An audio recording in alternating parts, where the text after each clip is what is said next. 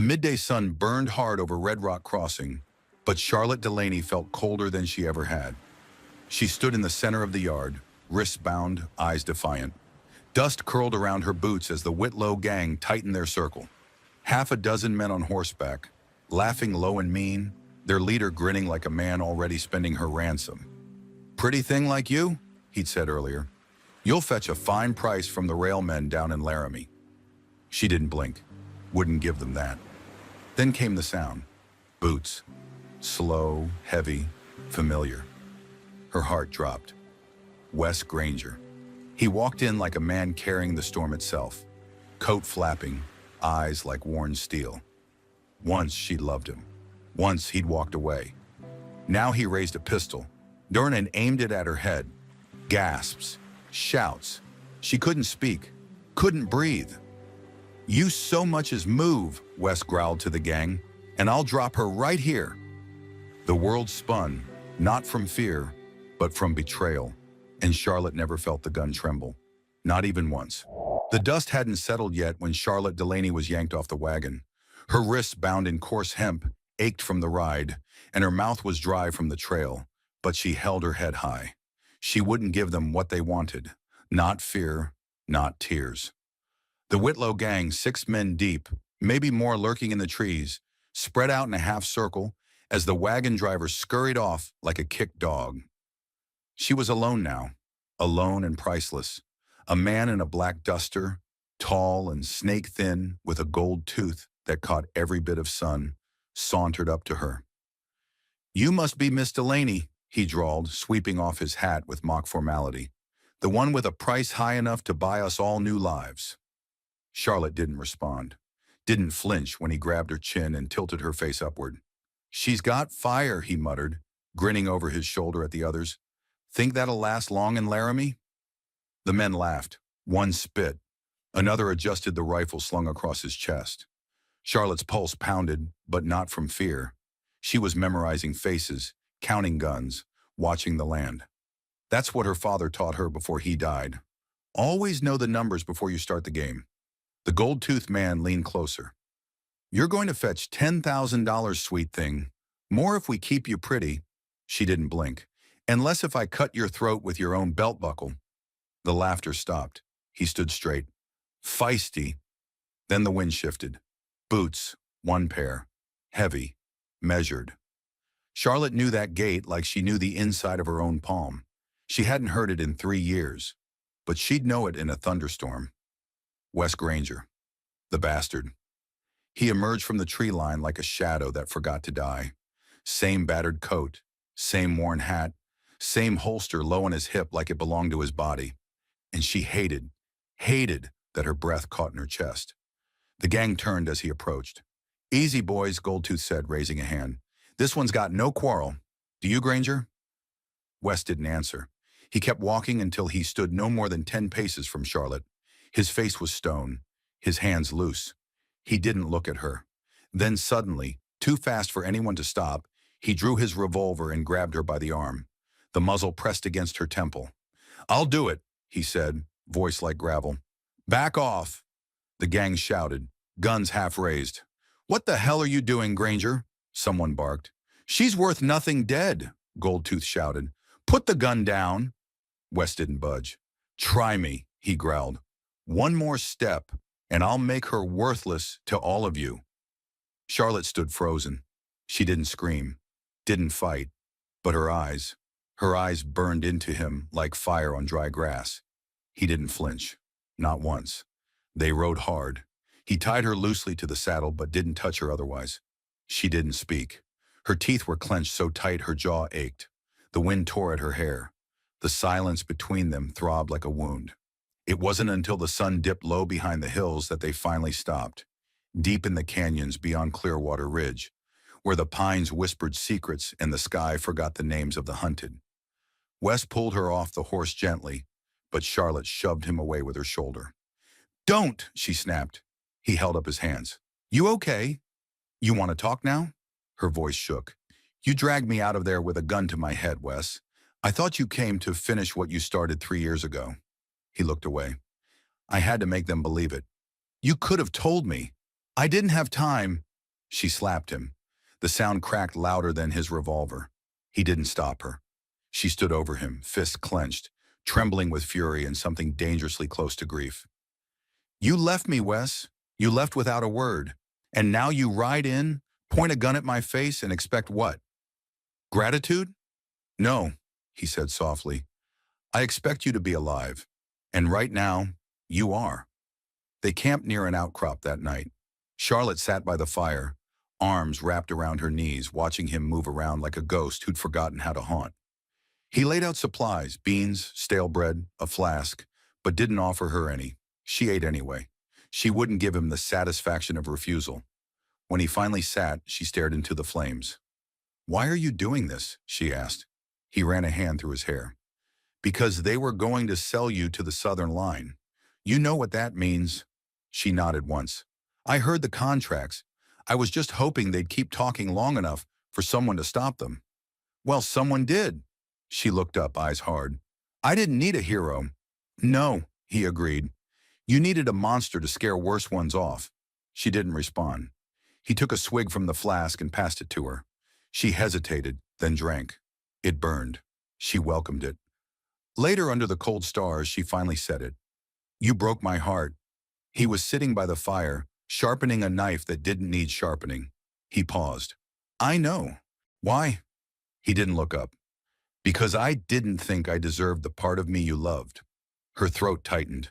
He went on, quieter now. I was halfway to becoming the men I used to hunt. Blood on my hands. Names I couldn't remember. But you looked at me like I could still be something else. And that scared the hell out of me. You think leaving fixed that? I think leaving ruined it, but staying would have ruined you. She stared at him for a long time. You still talk like someone who thinks he's doing me a favor. He finally looked at her. I'm trying to be a man who earns a second chance, not begs for one. Charlotte lay back in the dirt, using her rolled-up coat as a pillow. Her voice was soft. I didn't ask you to come back. I didn't ask your permission. And somehow, in the aching silence that followed, they both found sleep. They rode again the next morning, through a valley of brittle grass and wind-chiseled stone. Charlotte rode ahead this time, her back straight, her jaw set. Wes watched her. The woman he'd left had been strong, but this woman didn't bleed where anyone could see it. They made camp early. Clouds loomed heavy to the west. That night, lightning cracked over the horizon. Charlotte turned toward him by the fire. Did they really post a bounty with my name? 10,000, dead or alive. Who paid for it? Railway magnates, union bosses. Your name showed up on the wrong letter, and now they think you know too much. She smirked bitterly. That's because I do. He nodded. I figured. She pulled the coat tighter around her. I'm sorry, he said suddenly. For what? For all of it. For leaving. For coming back. For not knowing which was worse. Charlotte looked at him for a long time, her eyes softer than they'd been in years. Then, you pulled a gun on me, Wes. I did. And I still don't know if I forgive you. I wouldn't either. She leaned back against the rock, watching the stars. But I do know this. He looked at her. When you walked into that camp, I wasn't scared. Wes smiled faintly. Number, you were angry. I was alive, she whispered. The wind in the canyon shifted just before dawn, dragging in the scent of smoke and dry pine. Too faint to mean fire, too sharp to ignore. Charlotte was already awake. She hadn't slept much. Not since Wes had pulled that stunt with the gun.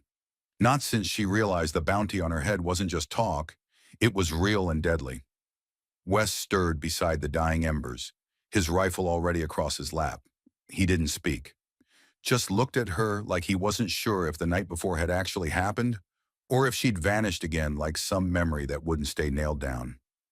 She stood, wrapped her shawl tighter around her shoulders, and walked to the edge of the ridge where they'd camped.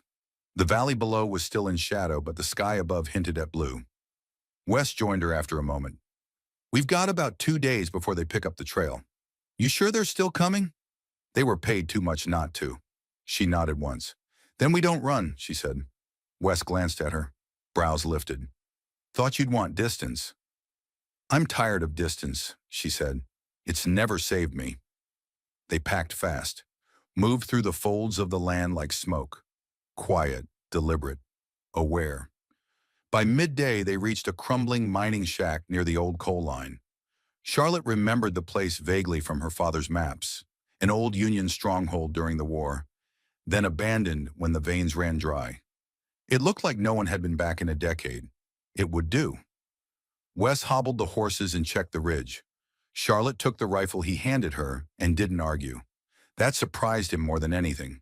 Inside, she cleared the dust from a bench and sat, eyes on the warped floorboards. Wes leaned in the doorway. She spoke first. "You know I never wanted to be part of this." "I know. I was working at the rail office in Laramie. My job was pushing paper, sorting invoices. The men around me, contractors, foremen, bosses with gold chains, they'd forget I was in the room. So I heard things. Names, dates, routes. Illegal shipments? Worse. People. Sold through paperwork. Hidden in transfers. I kept a ledger. I thought if I gathered enough, I could bring it to someone who cared." Wes nodded slowly, but someone found out first. She met his eyes. "You can't sell humans like cattle without blooding a lot of hands, and some of those hands write the laws." "Let me guess, they said you went missing?" "No," she said softly. "They said I ran. Took money, fraud, embezzlement. There's a warrant out in 2 states, but it's the bounty they posted that makes me worth chasing." Wes ran a hand through his hair. "And no one stood up for you?" She gave a bitter laugh. "I stood up for me. Look how that's going." He walked over, sat on the edge of the table. Close, but not touching. "I always knew you'd get in trouble for being better than the rest of us." "I wasn't better," she said. "Just louder." "You were smarter, still are." She looked up. "Then why did you leave?" His shoulders sank a little. "I was scared," he said. "Not of you, of how much I wanted to stay. You believed in things, and I didn't believe in anything that didn't bleed or pay. And now? Now I believe in this," he said quietly, "in stopping them from hurting you." Charlotte exhaled and leaned back. "You're late, Wes." "I know." "But you came," he nodded. "That counts for something," she said. They spent the day sealing cracks in the walls, checking the rear exits, loading ammo into the old Springfield Wes carried. Charlotte cleaned the revolver he'd given her like she'd done it 100 times. Wes watched her. "You've changed." "So have you," she said without looking up. "Except now you apologize." He smiled faintly. "Not very well." "It's a start." That night they didn't talk about the past. They sat by the fire and shared a tin of beans, a flask of rye, and the kind of silence that grows from the roots of something old and painful. Then she said it. "You know they'll come at night." "I'm counting on it," Wes replied. Charlotte nodded. "I want to be the one to pull the trigger." He studied her. "I won't stop you," he said. The next morning signs appeared. Hoof prints in the South Trail, a broken branch by the water, boot tracks not their own. They didn't panic. They prepared. Wes set up traps along the ridge, noisemakers, flash snares. Charlotte checked sight lines from the windows, memorized angles, laid bullets on the sill like little truths. She wore the revolver at her hip. It looked like it belonged there. By dusk, the wind had gone still. The kind of still that means something's about to break. Charlotte stood in the doorway, arms crossed, watching the light bleed from the sky. "I dreamed of this place," she said softly. "This shack?" "No," she smiled. "A moment like this. Knowing I was hunted, but not helpless." "You're not," he said. "I'm not alone either." Wes walked to her, stood beside her. "You never were." They didn't sleep that night. They took shifts, watched the ridge. At 2:17 a.m., the first shot rang out. The first bullet struck the ridge just above the doorframe, splintering the old wood like a firecracker in a coffin. The crack echoed through the canyon, waking the night birds and every quiet fear Charlotte had tried to silence. Wes was already moving.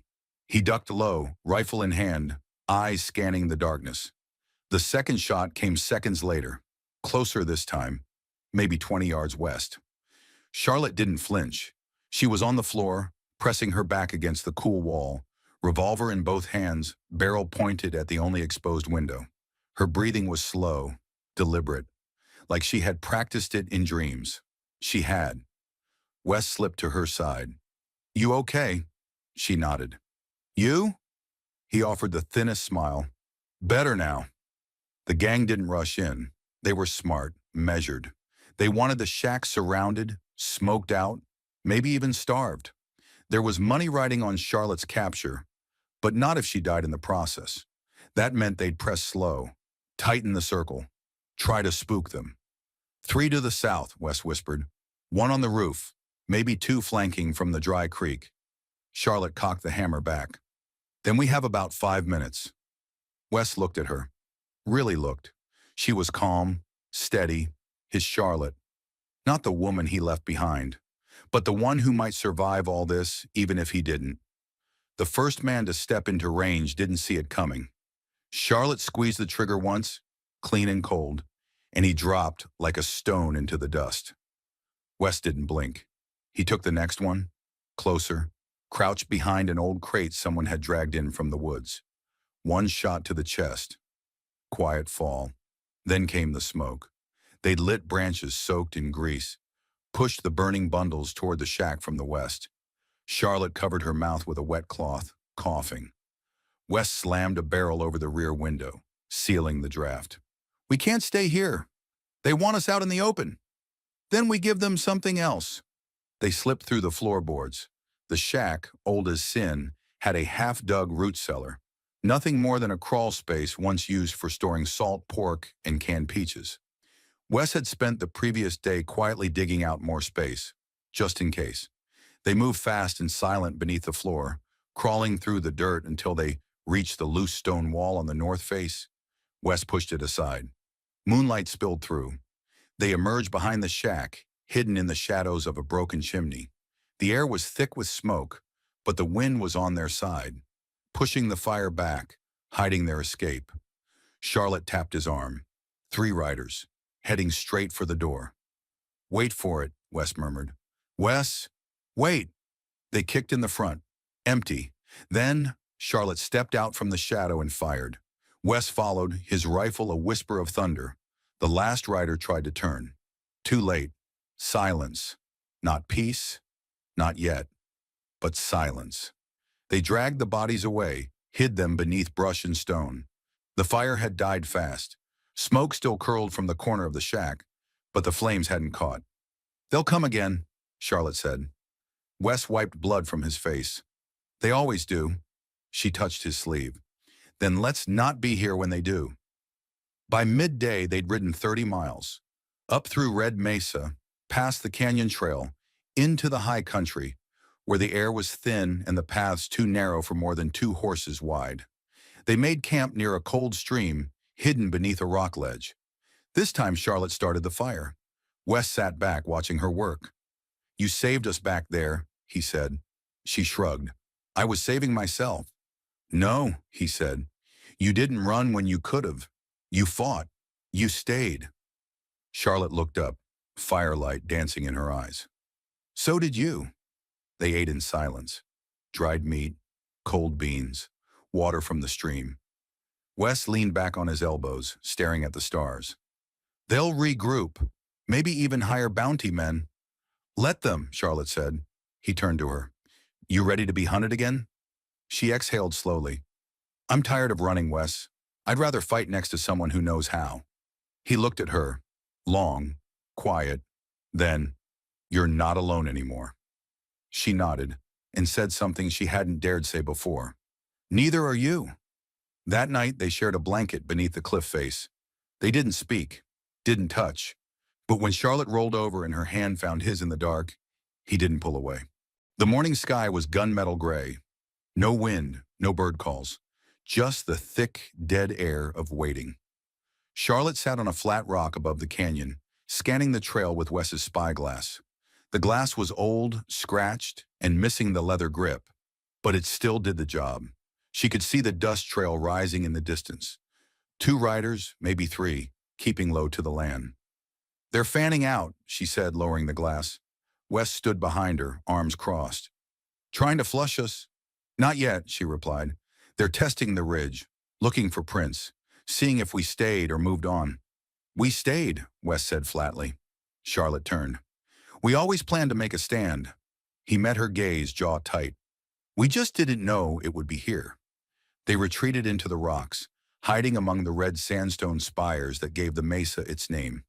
The cave they'd found the night before went deeper than expected, almost like an old mining tunnel, partially collapsed but dry and tight. Wes paced the narrow opening, while Charlotte loaded bullets into a linen pouch. How many do you think are left? She asked. 5, maybe 6.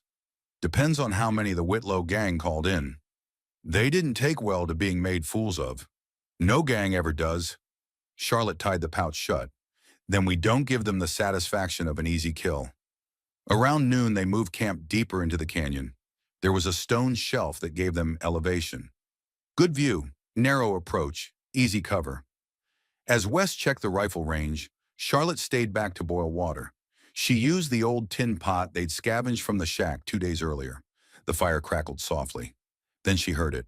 Hoofbeats. Close. Too close. Her heart leapt into her throat. She stood, hand on her revolver, eyes scanning the trail. Then she saw him. One rider, tall, clean boots, shiny pistol on his hip, and a grin like the kind you don't wear unless you've already won. Charlotte narrowed her eyes. She knew that grin. Hello, Lottie. The voice hadn't changed. Arrogant, polished. It slid through her skin like a blade between ribs. Silas, she said. He tipped his hat. Been a long time. Not long enough? He dismounted like he owned the land. Now, is that any way to greet an old friend? You're not a friend. I brought you peaches once. You brought me papers to sign, she said coldly, and tried to take credit for every name I turned in. Details. Get off my ridge. I came to warn you. I'm armed. Silas raised both hands in mock surrender. I'm not here to fight, Charlotte, truly. In fact, I tried to talk them out of it. She stiffened. You're with them? I'm with whoever wins. And you think it'll be them? He glanced around. 6 riders, 1 battered bounty hunter, 1 woman with a record longer than the river. You always did bet on the wrong horse. You haven't seen what they've got planned. She stepped closer. You haven't seen what I've survived. Wes appeared over the ridge like thunder in denim. He didn't speak, just pointed the rifle. Silas didn't blink. Mr. Granger, still doing favors for women who don't keep them? Wes's finger tightened on the trigger. Charlotte touched his arm. Let him go, she said. Wes didn't move. Please. After a long pause, Wes lowered the barrel. Silas smiled. Wise choice. For now. He mounted up. Storm's coming, he said over his shoulder. Hope your cave's deep enough. And then he was gone. Charlotte sat on the ridge until the sun dropped halfway down the horizon. She didn't say much. Wes joined her, finally. Who was he? She didn't look at him. Silas Mercer. He was part of the Southern line before I was forced out. Clerk. Quiet. Watchful. I gave him too much credit once. You trusted him. I thought he'd do the right thing. You still believe people will? I have to, she said. If I don't, then I'm no better than the bastards chasing us. Wes nodded. He said nothing for a while. Then, there's something you should know. They sat by the fire. Wes's eyes stayed on the flames. I didn't just leave you because I was scared, he said.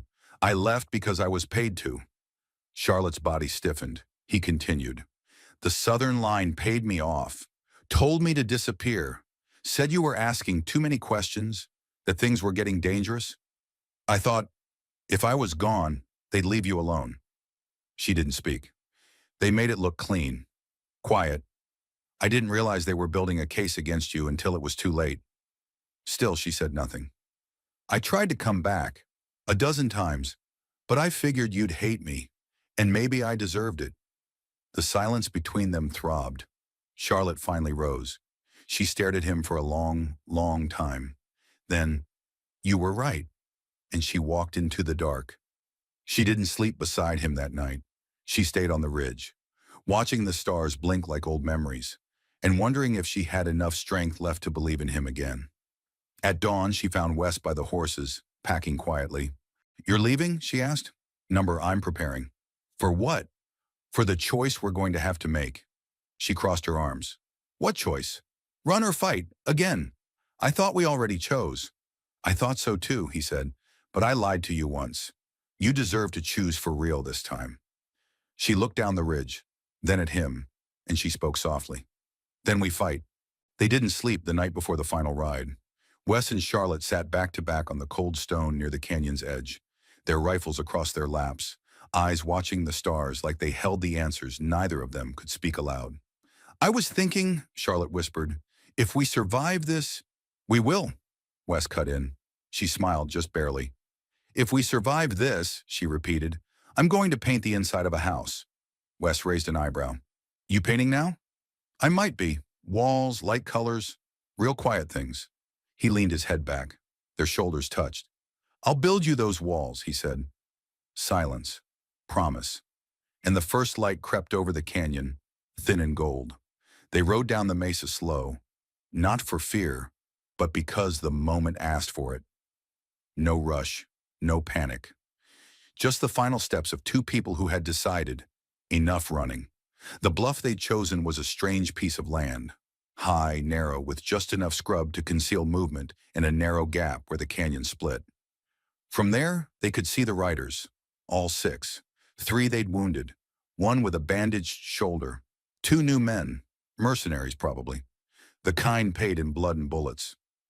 Silas rode behind them, straight-backed and grinning like a man who thought the story had already been written. Wes crouched low behind the rocks, pulling the scope on his rifle tight. Charlotte watched the road. The wind curled around them both. Then she stood. Wes grabbed her wrist. What are you doing? They'll expect you, she said. Not me. I'm not letting you walk out there. I'm not walking into bullets, Wes. I'm walking into their expectations. He shook his head. No. She looked down at him. Calm. Clear. Trust me. The dust curled around her boots as she stepped out from behind the bluff and into the open. Her hands were up, empty, body relaxed, but her eyes were fire. The riders halted. Silas raised a hand, signaling them to hold. Lottie, he called. You finally seeing sense?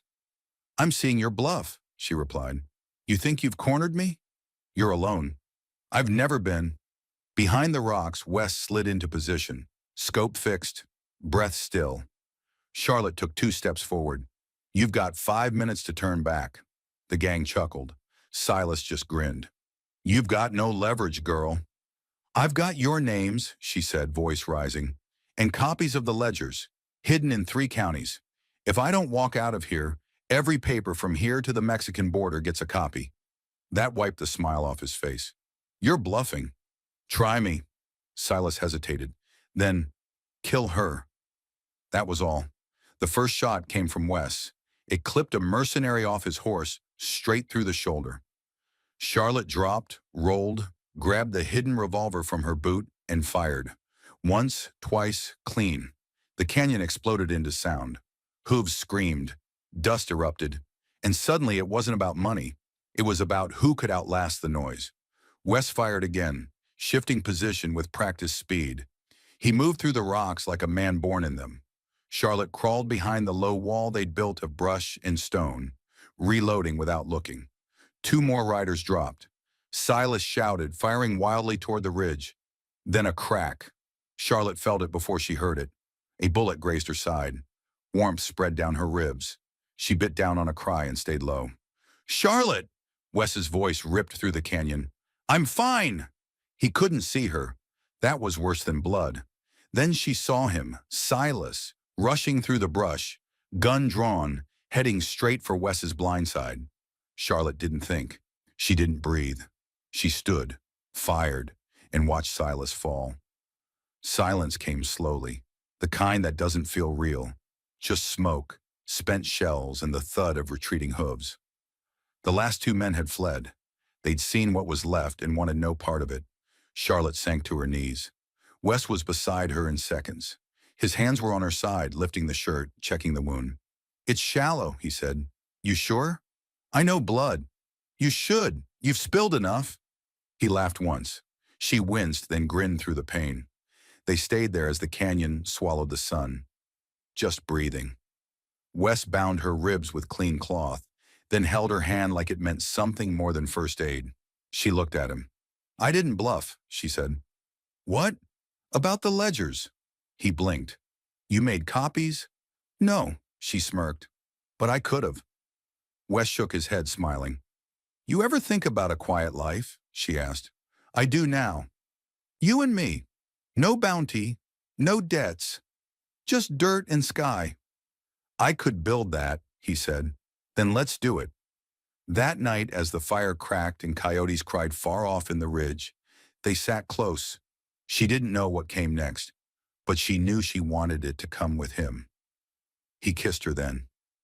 Not in relief, not in thanks, but in something older, something patient, something that had waited 3 years and 100 gunshots to speak again.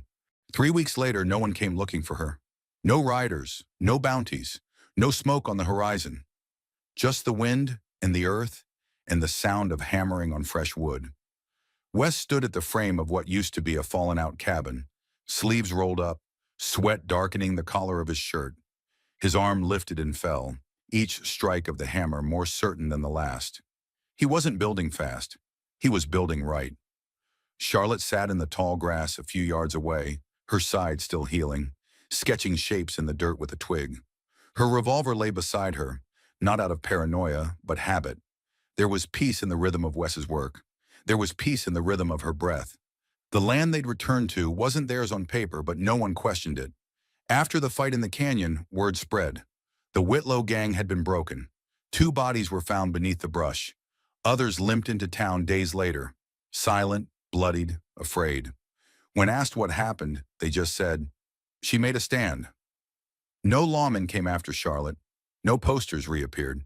And slowly the name Delaney became a ghost. The hills no longer whispered. The cabin took shape piece by piece. It wasn't big, just 2 rooms, a front porch, and space for a fire. But it was theirs. Wes built the shelves low because Charlotte liked sitting on the floor. He angled the windows to catch morning light because she always woke before him. He built a swing into the beams above the porch, and when she asked why, he said, because you deserve a place to sit still without feeling trapped. She didn't say anything then, just kissed him and kept hammering. They lived simple, traded meat for salt and beans with nearby trappers, dug a small garden beside the spring. Wes caught trout when the river was high. Charlotte taught herself to dry herbs, jar peaches, and carve initials into wood. They didn't talk about Laramie. They didn't say railroad, bounty, or Silas. They didn't need to. What had tried to destroy them had already lost. Sometimes at night, Wes would stare at the fire, jaw tense, as if the ghosts still circled. Charlotte would slide her hand over his. Still here, she'd say, and he would breathe again. One evening, a writer came, young, nervous, with a letter sealed in red wax. Wes took it, read it once, and passed it to Charlotte. She opened it. Inside, just a line. You're no longer wanted. It wasn't signed. It didn't have to be. She burned it without a word. They never spoke of it again. That winter, snow fell early. Wes spent most days chopping wood and keeping the fire steady. Charlotte embroidered patches into the quilts, soft hands learning the slow language of permanence. One night, as wind howled around the cabin, Wes stirred the fire and said, "Do you miss it?" She looked up. "What?" "The chase, the danger, being known." She shook her head. "I don't miss anything that made me bleed just to prove I was worth something." Wes nodded. "You?" "I don't miss being feared," he said. "I miss thinking I didn't deserve anything else." She stood, walked to him, and knelt beside the fire. "You deserve this," she said. "Every quiet second of it." Spring came with green hills and muddy boots. The apple tree behind the cabin finally bloomed. Charlotte planted basil near the steps. One afternoon, as she sat with a cup of tea, Wes walked up, brushed dirt off his hands, and dropped something in her lap. She looked down. A wooden placard, carved carefully. "No more wanted posters." She laughed, really laughed. He smiled. "I figured it was time we nailed that truth down for good." She hung it over the front door. "No nails, just string, just in case the wind ever wanted to carry it farther." One day, a small girl arrived with her father, trappers from across the ridge. The girl saw Charlotte with her revolver and asked, "Are you a gunslinger?" Charlotte smiled. "I used to be someone who had to shoot," she said. "Now I'm someone who gets to choose." The girl didn't understand, but she smiled anyway, and that was enough.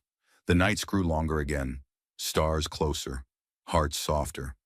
Charlotte would sometimes wake to find Wes already up, sitting at the edge of the bed, staring out the window.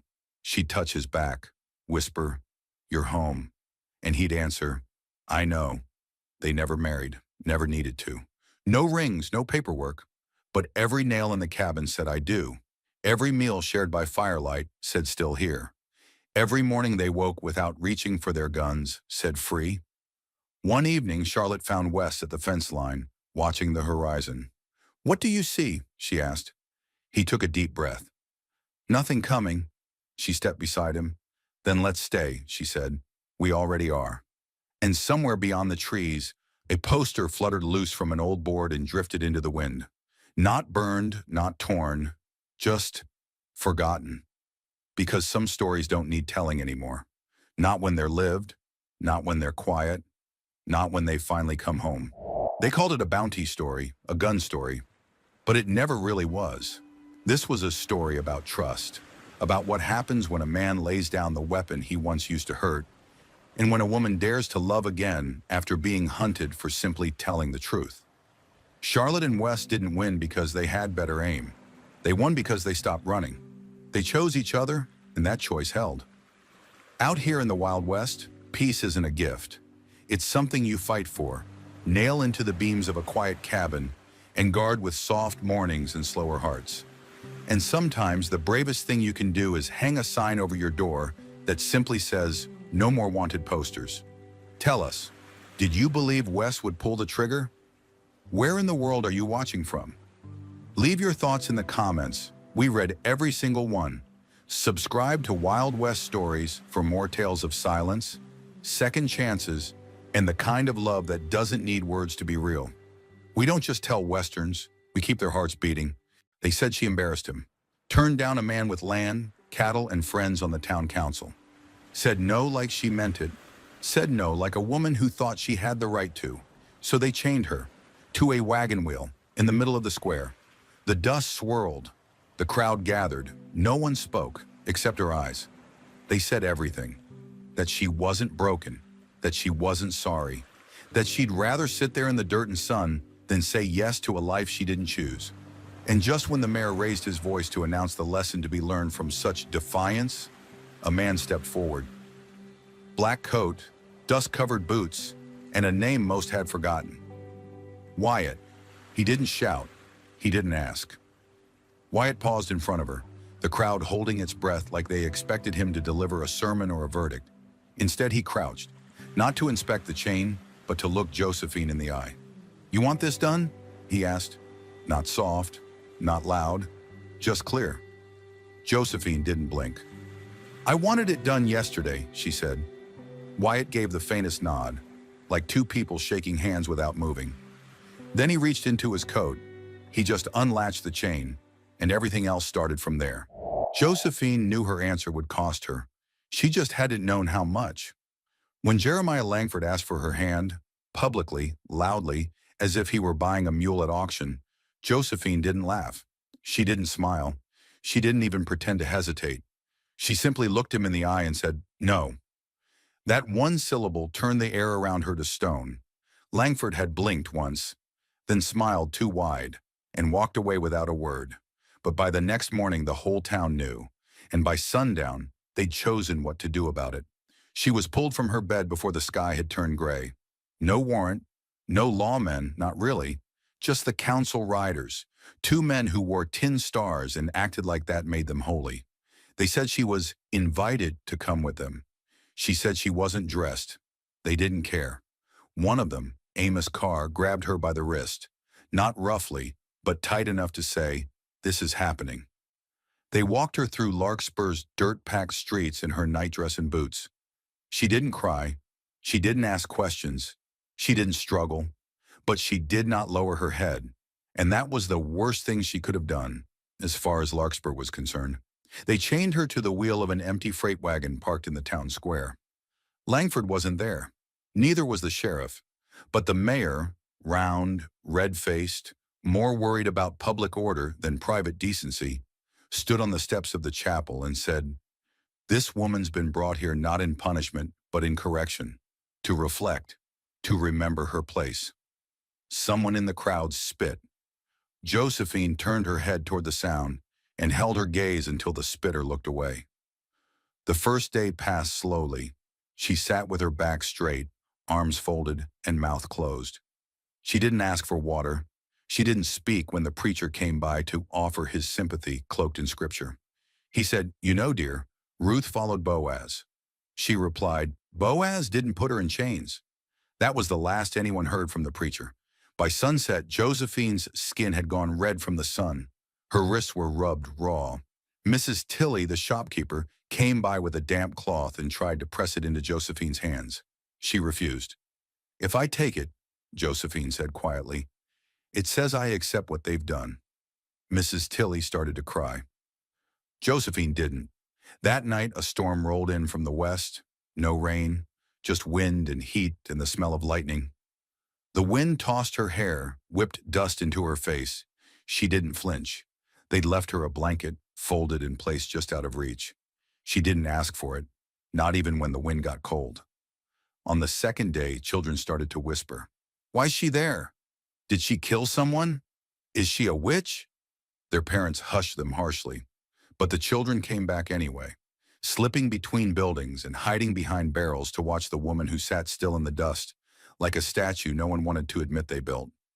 Langford appeared in the late afternoon. His boots were polished, his vest freshly pressed.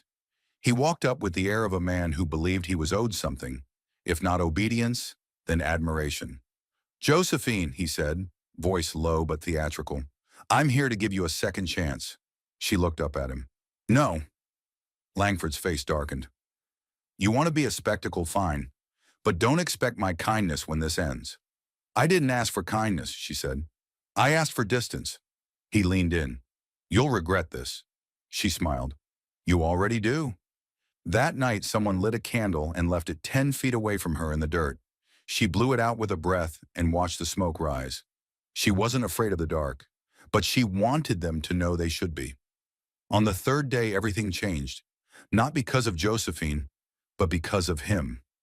The crowd had gathered again, half curiosity, half cruelty. The mayor stood with a handkerchief in one hand, fanning himself while reading from a paper about virtue and female duty. Josephine sat chained, lips cracked, but still silent. And then the sound came. Spurs, slow, measured, metal against dirt. People turned. A man walked through the edge of the crowd. Dust-covered boots, faded black duster, a rifle slung across his back, a hat shadowing a face most hadn't seen in a long time. Wyatt. No one knew where he'd gone after the Mason Ranch fire. Some said he'd run. Some said he'd killed someone who deserved it. All anyone knew was that he hadn't been back in Larkspur in over a year. And now, he was walking straight toward the chained woman in the square. The mayor puffed up. "Now see here, Mr. Wyatt. This isn't your concern." Wyatt didn't stop. He reached Josephine, looked at her. She didn't speak, didn't flinch. He looked at the chain. Steel, padlocked. He reached into his coat and pulled out a thin bar of iron and a small hammer. Tapped, twisted, clink. The lock fell. The chain slipped free. No one breathed. Not the mayor, not Langford, who had arrived late and now stood with his fists clenched. Not the women watching from windows. Wyatt extended a hand. Josephine didn't take it. She stood on her own. Then she turned to the crowd, spoke clearly. "I'm leaving this place. If you stop me, you better bring more than shame and rope." Then she looked at Wyatt. "You coming?" He gave the smallest nod, and they walked away. No horse, no fanfare, just steps and dust, and the sound of silence left behind. Josephine's boots hit the dirt with a rhythm that said she wasn't tired. Yet, she didn't speak, didn't ask where they were going, didn't ask why he came back after a year of being gone. She just walked. Wyatt didn't offer conversation, didn't ask if she was all right, didn't explain himself. And somehow that made him the most decent man she'd met in a long time. They followed the old river trail out of Larkspur. No one chased them, not yet. The town wasn't built for speed. It was built for silence. And silence could hold a grudge longer than a horse could carry one. By the second mile, the wind picked up.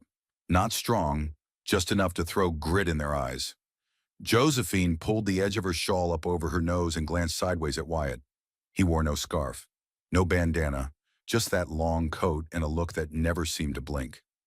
"You always this quiet?" she asked finally, not really expecting an answer. Wyatt didn't look at her.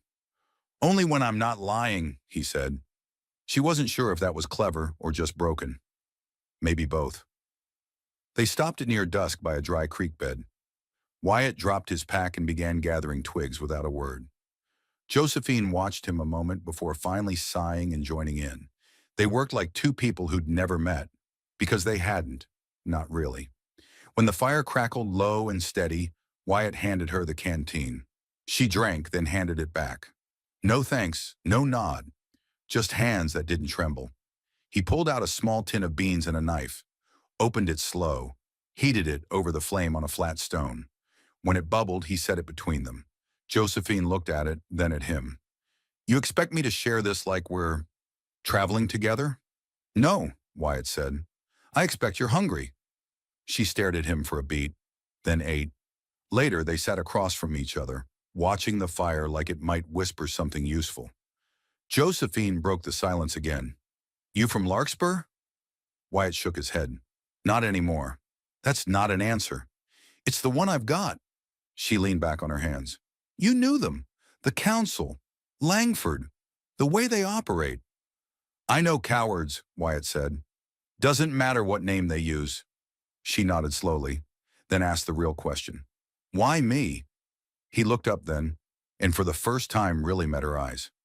"Because you said no." She let that sit. The fire popped. He added a branch, watched it curl in orange. "Most people say no," she said eventually, "then get tired, get scared, say yes just to stop the noise." "You didn't," he said. "No," she agreed. "I didn't." The wind shifted again, cooler now, hinting at nightfall. Josephine shivered once, just slightly. Wyatt stood, shrugged off his coat and held it out. She stared at it. "You trying to be noble?" "Nope," he said. "Just don't like cold people near my fire." She took the coat, wrapped it around her shoulders. Didn't thank him. Didn't have to. As she settled beside the fire, Josephine tugged the coat tighter and looked sideways at him. "You always carry things that don't belong to you?" Wyatt didn't flinch. "Only when someone's too stubborn to ask." She smiled just barely. "Maybe I'm tired of asking." He nodded toward the flames. "Then take what you need. Ain't stealing if you earned it." Josephine let the warmth soak in, not just from the coat, but from the words. For the first time in days, she stopped bracing for the next wound. They slept apart, silence curling around them like a worn blanket. No words, just the hush of tired hearts breathing under stars that didn't ask questions. Morning came dry and gold. Josephine woke to Wyatt stirring the ashes and adding dry grass, with the kind of precision only men who had lived alone too long knew how to manage. He handed her a strip of jerky and said, "We'll move north today. River cuts through shale cliffs. There's water and shelter there." "You always decide the direction?" she asked. He didn't miss a beat. "Number just when nobody else wants to." Josephine smirked. "I'm not nobody." "No," he said. "You're not."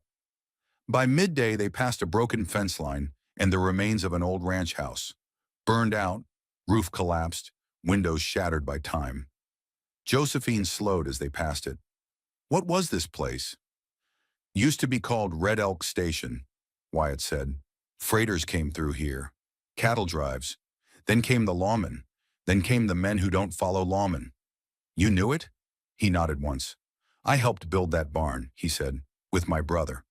"What happened?" "They disagreed with fire." They walked a while in silence. Then Josephine asked, "Is he still alive?" Wyatt didn't answer right away. Just said no, and kept walking. Later, when they stopped to rest under a cottonwood, Josephine turned to him again. You know, she said, I don't need saving. I know. I didn't run because I was afraid. I know. I'm not going to follow you anywhere. I didn't ask you to. She leaned forward. You don't talk much, but you've said all the right things. Wyatt looked at her, finally. That's 'cause I only say what I mean. Josephine let that land. Let it sink in past the places that had been bruised by charm and pressure and expectation for too long. She looked up at the sky, high, pale, uninterested. You got a plan, Wyatt? He stood slowly, dusted off his knees. Yeah. What is it? Walk until the next place doesn't spit at your name. She blinked, then stood beside him, and together they walked. Not toward a place, but away from one. And sometimes, that was enough. The wind shifted as they crested the ridge. It carried dust, dried sage, and something else, smoke, old and faint.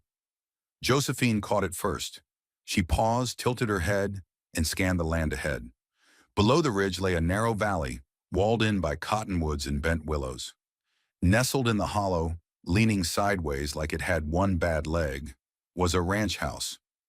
I thought you said this place burned, Josephine said, voice flat. Wyatt stood beside her, silent. He didn't answer right away. Then, it did. They descended in silence. The house stood there, weather-worn but not scorched, windows intact, shutters sagging, front porch stooped like an old man but still holding weight.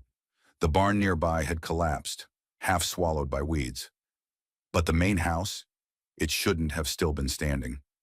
Josephine stopped at the front steps. Wyatt lingered behind her. You said fire took this place, she said without turning. It did, he repeated, but it came after. After what? He didn't answer. Josephine stepped onto the porch. It groaned but held. The door wasn't locked, just latched. She pushed it open. The air inside was stale, dusty but dry, not what she'd expected.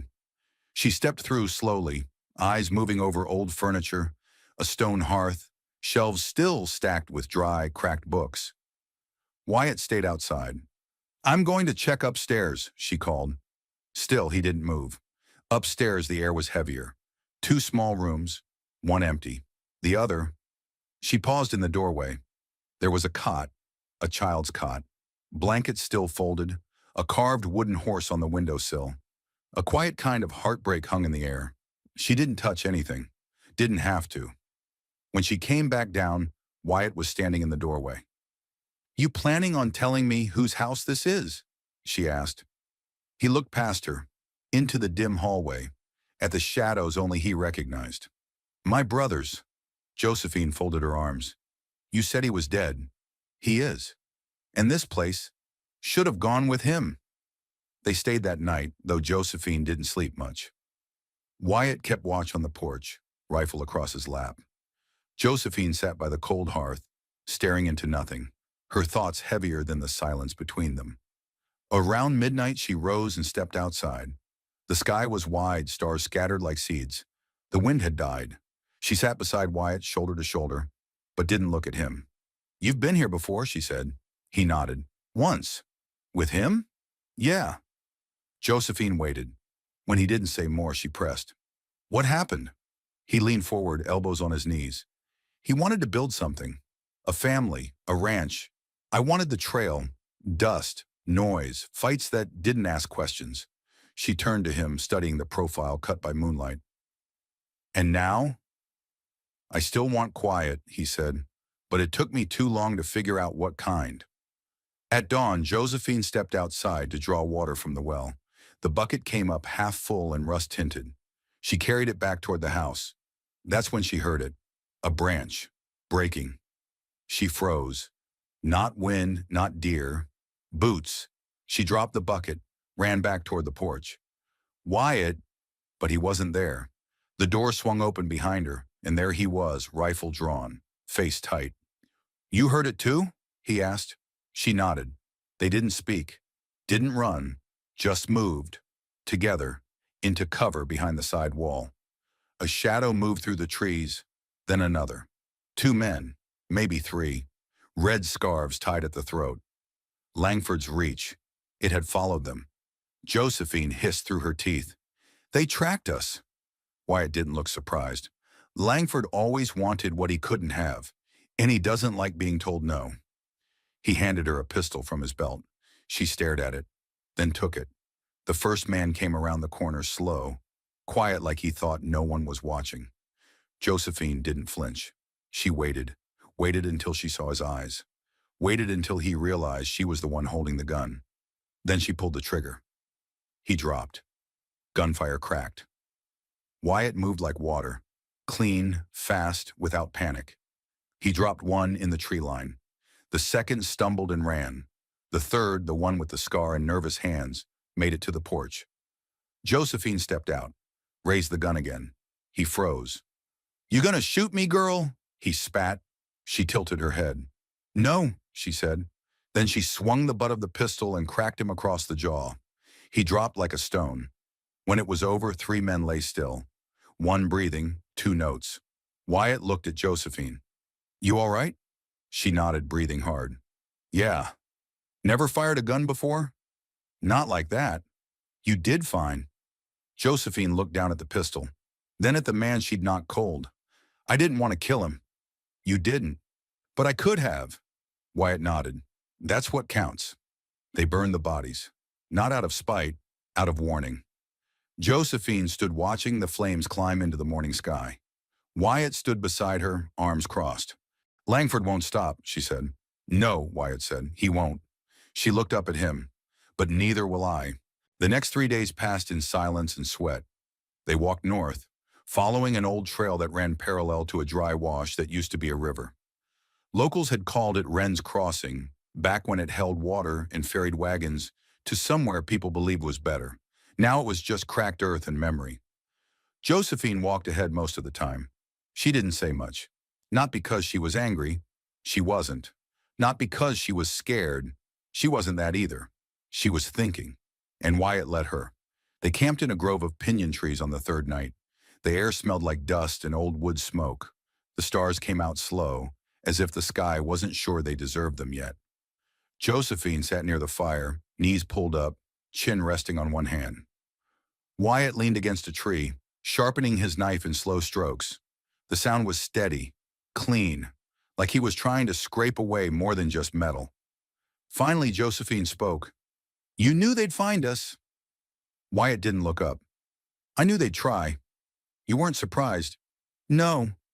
She watched him for a while. "You baiting them?" The blade stopped. Wyatt met her eyes across the fire. "I'm trying to finish something." He didn't say what. She didn't ask. But something shifted in her. Something like understanding. Maybe not forgiveness. Not yet. But she no longer thought he was just drifting. The next morning they reached Wren's Crossing. The old bridge had collapsed long ago. All that remained were wooden pylons, half rotted and jagged, reaching out like ribs from the belly of the dry earth. Josephine stepped onto the cracked riverbed. "This used to run?" Wyatt nodded. "Flooded every spring. You could hear it a day before you saw it. Then one year it didn't come." She crouched down, touched the dry dirt. "Why?" He shrugged. "Too many people upstream took what wasn't theirs." Josephine stood. "Story of everything, huh?" They crossed the dry channel and climbed the opposite bank. On the other side stood an old shack, lean-to-roof, stone chimney, walls made from mismatched lumber. Wyatt slowed. Josephine caught it. "You recognize this?" He nodded once. "Stayed here once. Long time ago." "With your brother?" Wyatt didn't answer. That meant yes. Inside it was dark but dry. The air held its scent of long-gone smoke, faded pine, and loneliness. There was a cot, a table, a shelf with a few rusted cans and a knife stuck in the wood. Josephine set her bag down, pulled off her boots. Wyatt remained standing. She watched him for a long moment. "You still see him?" she asked. Wyatt didn't pretend not to understand. "Sometimes," he said. "Mostly when I look in the mirror and flinch." She tilted her head. "Because you left him?" "Because I wasn't enough." The fire they built that night was small. Josephine sat close to it, eyes flickering in its light. Wyatt stayed at the edge of the room, leaning against the doorframe like he was guarding more than just the threshold. You ever love anyone, Wyatt? His mouth twitched. Once. What happened? She thought I'd change. I thought I didn't need to. Josephine nodded slowly. She leave? He shook his head. She stayed. I left. They sat in silence after that. But not the heavy kind. Not the kind that suffocates. It was more like a blanket. Worn, but warm. The next morning, Josephine woke to find Wyatt gone. His rifle was missing. So was his saddlebag. For a moment, her breath caught in her chest. Then she saw the folded note by the hearth. In Wyatt's blocky handwriting, give me one day. If I'm not back, ride south. You'll be safer that way. No name, no goodbye, just a direction. And it made her furious. She sat by the fire for an hour, then stood, saddled the horse, grabbed her rifle, and rode north. Josephine rode hard. The trail curved north along the riverbed, weaving through whispering cottonwoods that stood tall and white like sentinels from a forgotten age. The sun hung low, bleeding gold across the sky, casting long shadows that danced between the trunks. Her breath was sharp in her chest, but she didn't slow. The note Wyatt left was crumpled in her pocket. She could still feel the indentation of his block letter scrawl pressed against her palm. Give me one day. If I'm not back, ride south. You'll be safer that way. Safe. That word tasted sour. Wyatt didn't understand. She wasn't chasing him to save him. She was chasing him because he had no damn right to make that decision for her. By midday, she found signs. Hoof prints in dry soil, broken twigs at chest height, a cigarette butt still warm to the touch. She dismounted, walking the horse to keep quiet. The shouting started before she saw them. At first, it was distant. A few raised voices, rough with anger and dust. Then she heard Wyatt's voice, low, controlled. I didn't come to fight. You don't get to choose that, someone snapped. She crept closer. Through the trees, she saw them. A clearing, a half-burned camp. 3 men stood in a loose triangle around Wyatt, who had one hand near his belt, the other relaxed. Calm. Too calm. Josephine crouched behind a boulder, heart hammering in her throat. One of the men stepped forward, stocky and red-faced. You're gonna pay, Wyatt, for what you left behind. I didn't kill Eli, Wyatt said. I tried to pull him out. He made his choice. The tallest man spat.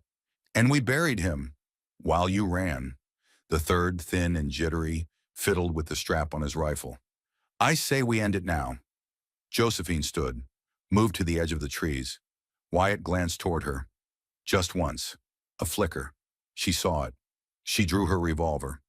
3 against 1 isn't justice, she said, stepping into the light. It's cowardice. The men spun around. The red-faced one growled, Who the hell? Don't matter, said the tall one. She dies with him. Chaos ignited like a lit fuse. The jittery one raised his rifle. Josephine fired first. She didn't hesitate. The shot rang out, grazing his shoulder. He screamed and dropped. Wyatt moved like a ghost. 1 step forward, pistol drawn. A clean shot into the red-faced man's thigh. He collapsed with a howl. The tall one charged Josephine. She ducked, fired, missed. He tackled her to the ground. She hit hard, lost her grip on the gun. His hands wrapped around her throat. His breath smelled like tobacco and hate. Then, a gunshot. The pressure vanished. Josephine gasped and rolled away. Wyatt stood behind her, smoking pistol in hand. The tall man twitched once, then stilled. Josephine coughed, voice hoarse. You always show up late? Wyatt didn't smile, just offered a hand. She took it. Thanks, she muttered. Wasn't going to let him finish what the other started. They looked around. 2 men dead, 1 moaning, clutching his bleeding shoulder. Josephine retrieved her gun, wiped the dust from her hands. You think this ends it? She asked. Wyatt shook his head. Number. But it buys us room to breathe. They buried the 2 men beneath the cottonwoods. The third they tied to a tree, left him with a water skin and a broken rifle. Josephine stood over him as he whimpered. Go home, she said. You're not built for this. He looked up at her like she was the one holding the rope. That night they made camp near the river. Josephine sat beside the fire, eyes hollow. She held her canteen but didn't drink. I didn't know if I could do it, she said. Wyatt didn't ask what. I've always believed killing should be the last thing. The thing that breaks you. He nodded slowly. It should be. She looked at her hands. But it didn't break me. It made me angry. He didn't answer. Then, that's what makes you different. She raised a brow. You don't kill to survive, Wyatt said. You survive to protect. Josephine leaned back, exhaled. You still think I should have run south? He didn't smile, but he said, no. They slept side by side, not touching, but closer than before. Josephine dreamed of fire, but when she woke, it was just the sun rising over quiet trees. No guns, no chains, just breathe. And the sound of her own heartbeat, strong, steady, hers. The dawn was still gray when Josephine opened her eyes. Not from fear, not from noise, but from something quieter. Readiness. The fire had long since died. Ashes whispered in the soft wind, and the world around her held its breath like it hadn't decided whether to begin again. She sat up, pulled Wyatt's coat tighter around her, and looked to the east. The horizon was pale with coming light. Wyatt wasn't asleep. He was already packing the saddlebag with methodical grace, his movements practiced and silent. He didn't rush. He never did. They didn't speak until the sun was full above the trees. Josephine mounted first. Wyatt followed. They rode in silence, side by side. The land stretched open, more gold than green, wild with brush and space. Somewhere beyond that space lay questions they'd stopped asking. Josephine glanced over. You still think we need to run? Wyatt kept his eyes forward. I think we need to choose. That sat with her a moment. Then she said, then let's find somewhere we don't have to sleep with rifles in our arms. He nodded. Not agreement, alignment. They found the place by accident. An old outpost. 3 crumbling buildings, half a fence line, and a spring-fed pond that hadn't run dry. The barn was barely standing. The house had no door, but the well worked, and the silence wasn't threatening. It was open. Josephine stepped off her horse and stood still. You've been here before? She asked. Wyatt shook his head.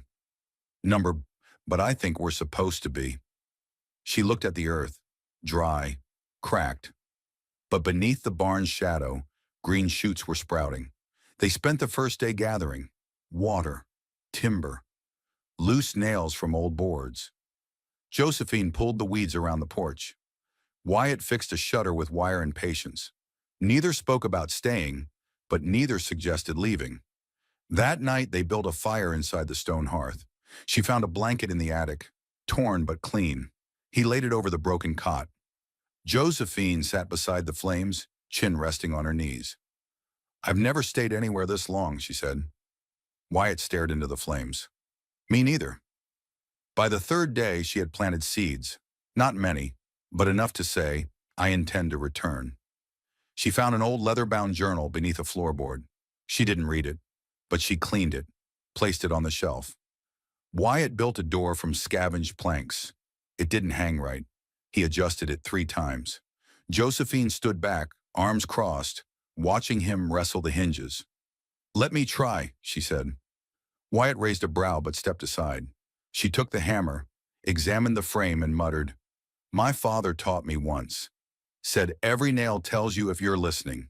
Her first swing missed. The second landed square. By the third, the frame shifted just enough to catch right. She grinned. There. Now it stays closed when I say so. Wyatt nodded. That's how it should be. Josephine didn't laugh. She held it steady as he hammered. When it finally latched, she whispered, There. He stepped back, looked at her. Yeah, he said, there. Later that week, a rider approached, young, dirty, out of breath. He stopped at the edge of the clearing. Wyatt stepped forward, hand near his hip. The boy raised both hands. I ain't armed. I just came to say, folks are talking, back in Larkspur. Josephine stood behind Wyatt, quiet. The boy's eyes flicked to her. They say the sheriff resigned. Langford's gone. Left in the night. No one knows where. The council fell apart. Josephine's breath caught. Why tell us? The boy shifted. Because someone should know. Because folks say what you did mattered. He turned his horse and rode away. Neither of them chased him. They sat on the porch that evening, watching the sun set across the brush. Wyatt spoke first. You changed something. Josephine shook her head. Number one just stopped apologizing. He looked at her. That's what change starts with. They sat quietly after that, not because there was nothing left to say, but because they'd earned the quiet.